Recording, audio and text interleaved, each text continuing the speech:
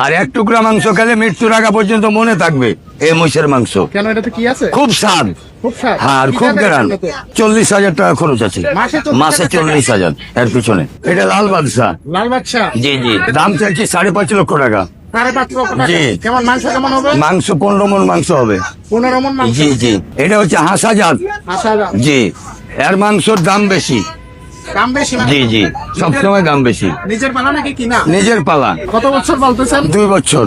তাহলে কেমন খরচ হয়েছে এটাতে আনুমানিক? অনেক খরচ, মাসে মনে করেন এর পিছনে 40,000 টাকা খরচ আছে।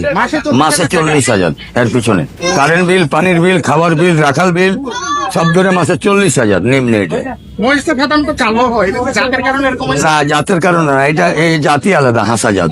আরো ছিল? হ্যাঁ, আরো 3-4টে ছিল, বিক্রি হয়ে গেছে? ওগুলা বিক্রি করে দিয়েছি। এখন লাল বাদশা আছে। কবে বিক্রি হলো?